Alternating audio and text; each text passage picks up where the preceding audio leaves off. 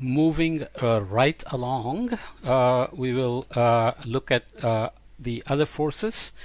Gravity obviously always acts in the local vertical. We will see what complications arise when we go on the sphere, right? We have a rotating system and a sphere, so it'll be additional things. We looked already at the gravity on a rotating table, where just because of the rotation we had a modified gravity or a measured gravity, because you have to account for component of the centrifugal force in the direction of gravity as well when the surface was curved, right? So F gravity is minus g rho z cap is the unit vector in the z direction times delta x, delta y, delta z, which is just the volume. So you take the volume of the fluid and you see what the gravitational force on it is. It's unit mass, so it'll be just rho g, and it's in the negative z direction, so it is minus rho g, and it's a vector, so we represent with the unit vector in the z direction. Usually in the physics courses you are used to ijk, where I, j, k are in the x, y and z direction respectively. Here we get a little fancier because slowly we're going to move from deriving these simple things to go back on a sphere and a rotating system, so that the coordinate system itself is rotating. So ijk, when we do in physics, they are fixed, constant, whereas here the unit vectors themselves are moving, so they also have variations. Okay, we have to account for that as well.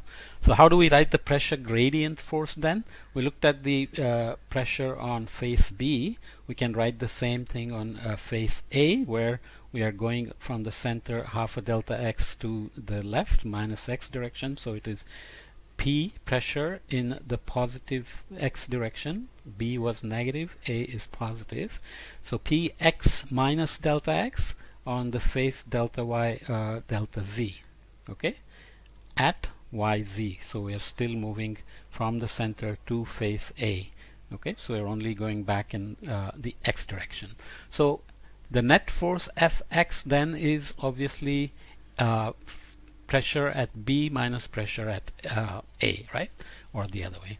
So P at x minus delta x over 2 at y and z minus P at x plus delta x over 2 y and z. So it's pressure at A minus pressure at B times delta y delta z, which is the area of the surfaces A and B.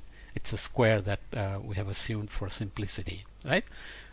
What do we do now with this? We go back to our Taylor series expansion, which we used before when we were doing the instability and so on, right?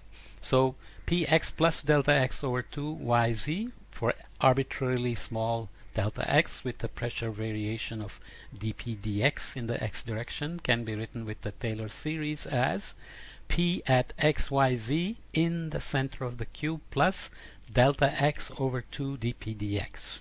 Okay, you can go in the positive or negative direction, and obviously arbitrarily small delta x for continuity, and we have neglected the higher order terms like delta x squared over 2 d squared p dx squared, etc. Same thing for the force at face B. You go pxyz minus delta x over 2 dp dx. Right? I think you get it. It's not very complicated, but make sure you get it. As I said, you do not want to get lost in the equations. You do not want to get stressed about the equations. You want to just understand them well enough or completely to understand the physics, because we'll keep focusing on the physics.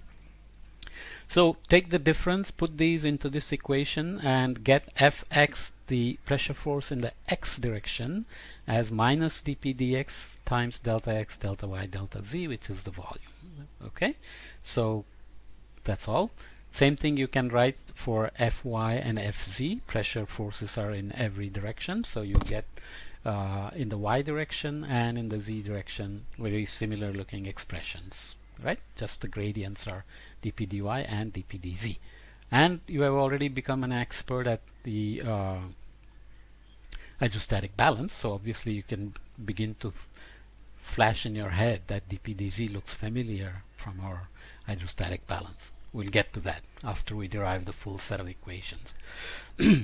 Okay, so F pressure then, the full three-dimensional vector is, excuse me, Fx, Fy, and Fz, which is minus dp dx, dp dy, dp dz times delta x, delta y, delta z. Using our vector notation, we can now again write it as gradient of p. P is a scalar, so gradient of p, delta x, delta y, delta z. Okay.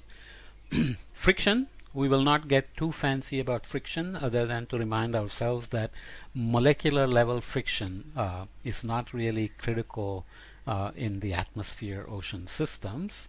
There are ways in which friction acts at the surfaces or even within the fluid by eddies and other fronts and other mechanisms that we will not get into right now.